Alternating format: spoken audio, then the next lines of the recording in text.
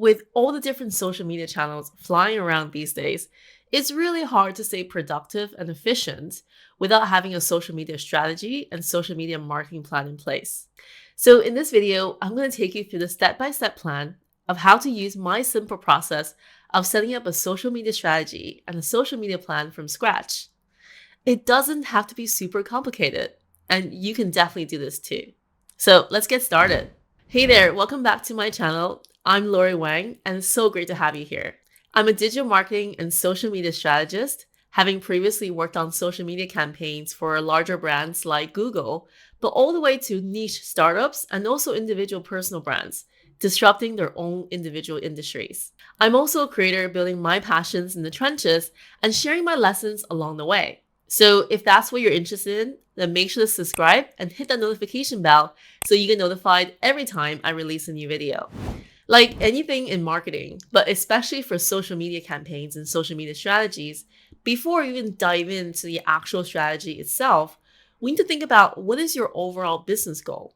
Because this business goal will actually help then to direct you towards your social media goal, which then allow you to measure your goal based on what kind of success metrics you're looking for. So here the key question is, why are you on social media in the first place? So for your business/brand building goals, for example, is it to launch a new book?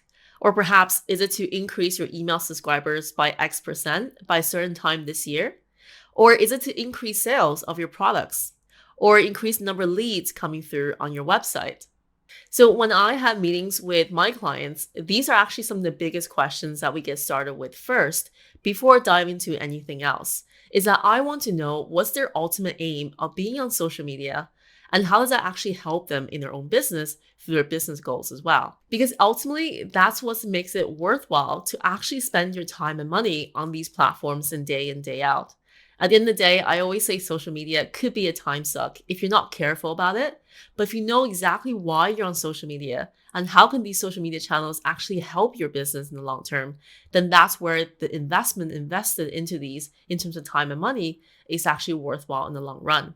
And this actually leads to the point of why I love digital marketing and social media as a whole, is that everything is trackable and measurable. So compared to traditional media, you actually have a lot more insights and data to dig into. And then therefore, from all those data and insights, you can see what's working for you and what's not very quickly and be able to optimize that and actually leveraging your marketing dollars to where it matters the most. So that brings you to the point of metrics. So metrics is actually a really great way to then measure the success of your campaigns over time. Now, there are the meaningful metrics and those that are called the vanity metrics. Now, vanity metrics are essentially things like, for example, how many followers are on a specific account. So you can have an account with, let's say, 1 million followers, but if these followers don't actually do anything on the back of, for example, your call to actions or clicking through to the website or actually taking any action at all based on what you're sharing with your audiences, and there's actually no relatability, then it doesn't really mean anything to have 1 million followers versus a much more smaller audience that actually do care and have a much higher engagement in terms of click-through rates, actually sharing and commenting on your organic content. So ultimately, vanity metrics means nothing if it leads to zero business results. And on the other hand, meaningful metrics, this is where I get really excited about because these are the things that I will want to measure over time as a social media specialist. So for example, click-through rates, email signups, loyal fans of your community sharing your content with their own communities, direct messages, actually messaging you about your services and products. So the second thing that you should have in your strategy and overall consideration of it is definitely a target audience. And I think it's quite hard to imagine, but actually the person on the other side of your social media account who's reading your content and actually engaging with them is an actual human being. So a lot of times that we tend to forget that when we're creating content, we're thinking about them in terms of the masses out there, so the overall population. And this person probably have challenges that she or he is currently going through, and maybe things that's actually keeping them up at night. And on top of that, they might have a specific demographic group they fall under. So let's say a specific age group or gender. And on top of that, they probably read a specific magazine or newspapers or online publications. And also, they might have special interests and hobbies. So, do you see how your audience could be so inherently different to anyone else's? And on top of that, as a brand, maybe once before that, you were actually them. So let's say this happens a lot in the personal brand examples that I've been working with, is that a lot of times their audiences are actually who they used to be before they become who they are now. So that's a really interesting one to keep in mind. And in that case, you probably know your audience best because you were actually once them.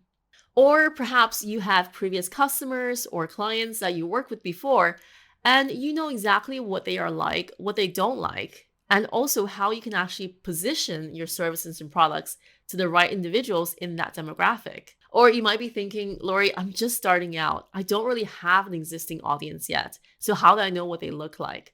Well, this is when it's a really good idea to start doing some research online. So places like, for example, Quora, which has a lot of different questions posted by individuals who might have a challenge they're dealing with, and you can actually dig into the specific industry that you're in and actually what are they saying online.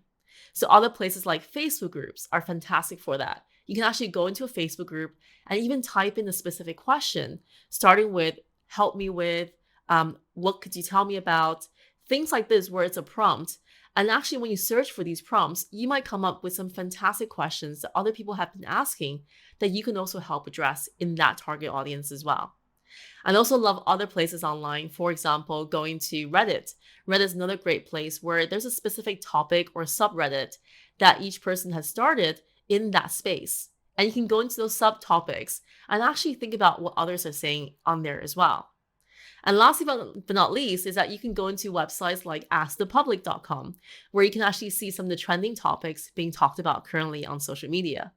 And what you might find is that after doing some research, you might realize that the people that you're trying to reach, that you think is your target audience, is actually very different from the people that you should be reaching out as your target audience. So this is why doing this research is so helpful, is that before you even start creating the strategy behind it, choosing the right platforms, you need to know exactly who your people are and where are they actually hanging out online, because that really plays well into choosing the right platforms that make sense for those individuals that you're reaching out to.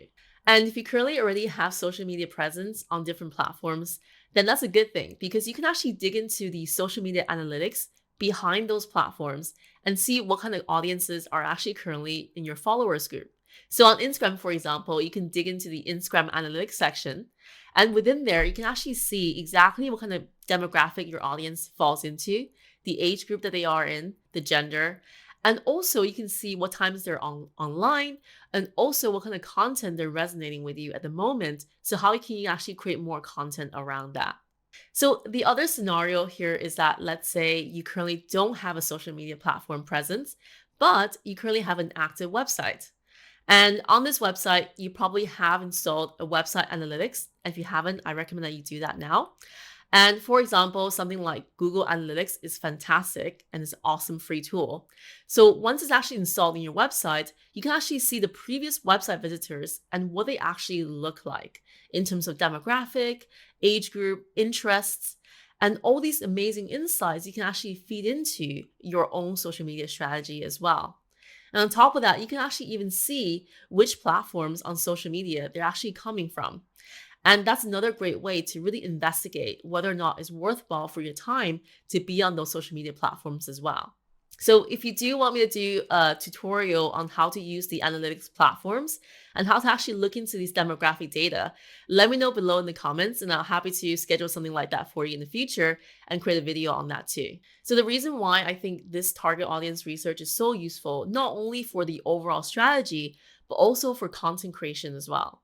So I myself like to create my content and also those of my clients by thinking about how to create content speaking to this one person, this one individual that's in your target audience. And I like to achieve the effect of what I like to call the thumb stopping effect, which is essentially someone scrolling through social media, they will actually stop and read the caption and watch the videos because the content is so relatable and so personal. And don't worry if you find that this part is a little bit hard to get started. It's a big piece of research that you'll need to do for your strategy. I actually have a free download that you can download at the link below in the descriptions, where you can actually download a free social media strategy template to start using for your social media strategy from scratch as well. Now, aside from working on your own social media audiences and your own social media strategy, it's also a really good idea to look across at other competitors that are in your space who are currently talking about things on social. Now, the idea here is that we want to see what's currently working for them and what's currently not working for them. So you can actually take lessons on both sides. In my opinion, having competitors is always a good thing because that means that this space is very much viable to have a business in. And also, there's a reason why they're actually on these platforms in the first place. And how do you actually then also get attention of those audiences that are following those in your space as well? Now, the good thing about social media is that because it's all open and very much public, by just looking at their social media accounts, you can see what kind of strategy they're currently using in the moment, what kind of content they're creating for their audiences. So all of these are inspirations that you can borrow from and actually make it even better on your own accounts on these social media platforms. Now, there might be other opportunities here because you might find that your competitors maybe not on some platforms that your audiences are actually hanging out on. So in this case, you have that first mover's advantage and be able to go in there and actually dominate in this space as well. So let's see what we currently got so far. We got our business goals. We also linked them to our social media goals on how these social media goals can actually contribute to the underlying business objectives.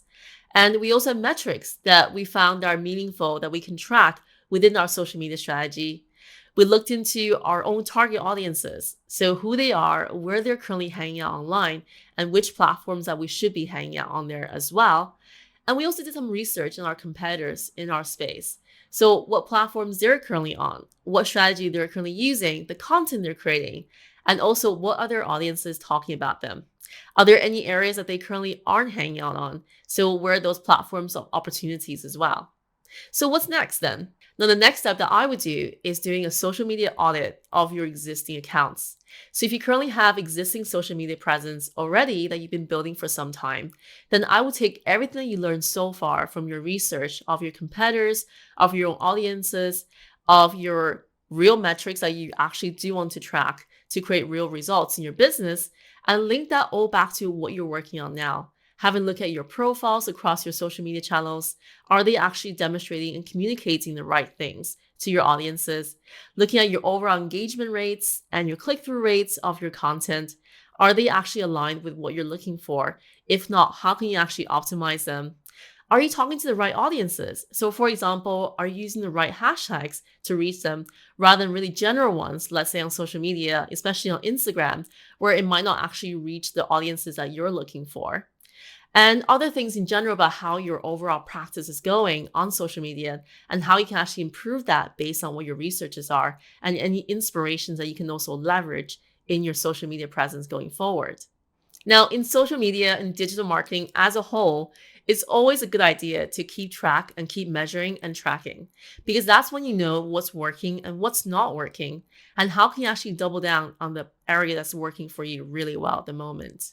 So next step, as I mentioned at the beginning of this video, it's really hard to maintain an active and also efficient presence on all your social media channels if you currently don't have a process and system in place. So this is where you're going to be creating a system that really works, either for a team of 12, let's say, or even just a team of one, which is yourself. So I actually recommend the following tools. Number one is that having a scheduling tool that you can use to put all your social media content that you created beforehand into that scheduling tool. So you know that when you're doing this, let's say a week to 2 weeks in advance, then you actually have a week to 2 weeks of content that's already done for you. And then you can actually focus with that space and time on the work that needs to get done right now in your business. And this is something probably a lot of you resonate with, is that social media can sometimes feel like a content treadmill. If you don't currently have things that are scheduled beforehand, then what you might find is that currently you'll be doing things last minute, scrambling away, and actually the day just go by because you're writing all of the things last minute and doing all the things in your business that may not be actually efficient as for you right now.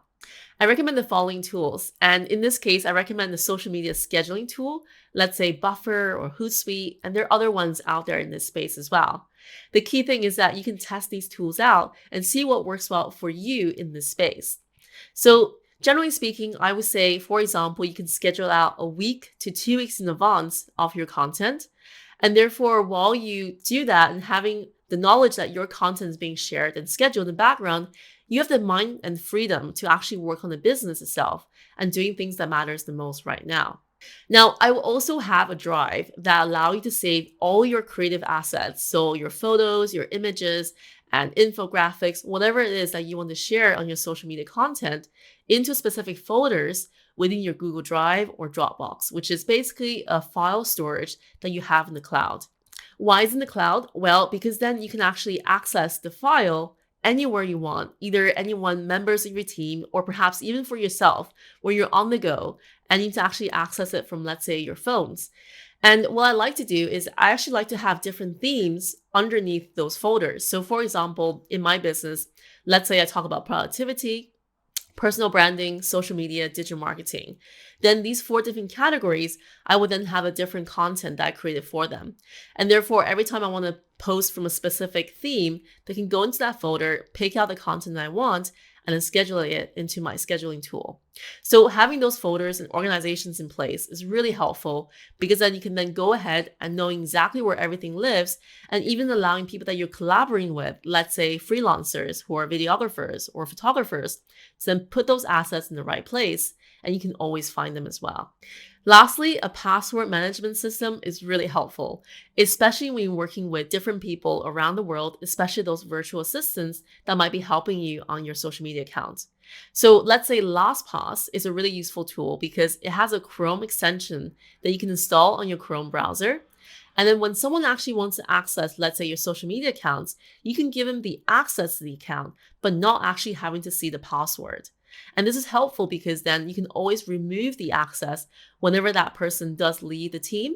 And then going forward, you have a lot more security in place for all your social media access. So having this process in place and system in general really allow you to avoid the questions like, for example, where do we save that photo from the event the other night? What were we writing for the caption for this photo today? And what we're going to put on Instagram for tomorrow. So things like this, where you have these last minute questions that might pop up, and a lot of times it's a last minute scramble, actually wasting time and productivity and away from the actual work that you need to do right now. So having this process and the workflow in place really helps to save time and also make social media a lot more manageable. So now that you have your overall process and systems in place, then what's next? Well, this piece is actually a really key piece of the puzzle, which is basically the content. And how do you organize all your content in one place and knowing exactly when they're going out and how they're going out before you even scheduling them into the scheduling tools? And this actually brings me to the content calendars. Now, content calendars are actually where the magic happens, where you can streamline all your content in one place, knowing exactly what platform they're going out to, writing out all the captions, and having all the content then ready to be scheduled into the tools themselves.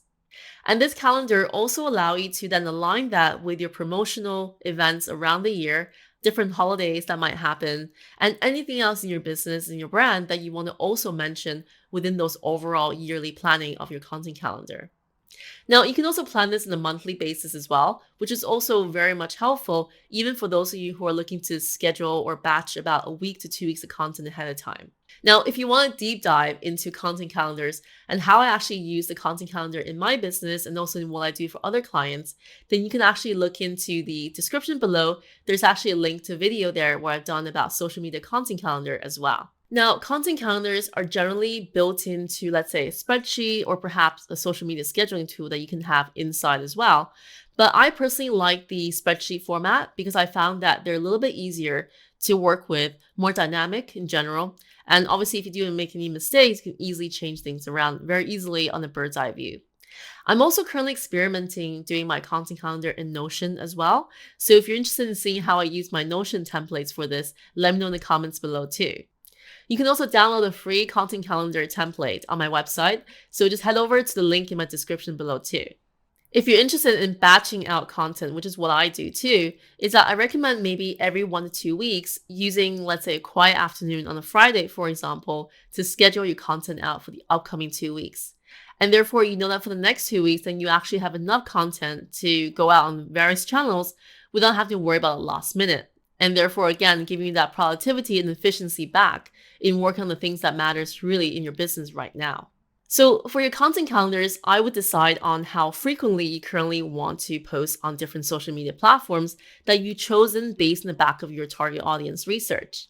And you also want to decide on the content mix and the formats you'll be sharing to your audiences there as well. So for example, I've currently picked LinkedIn, Instagram, and YouTube are my three main channels. And on YouTube, here I post once a week. Then on LinkedIn and Instagram, I post about 3 to 4 times a week on the back of my content here on YouTube as well. So using my pillar content to feed into my social media accounts on other platforms.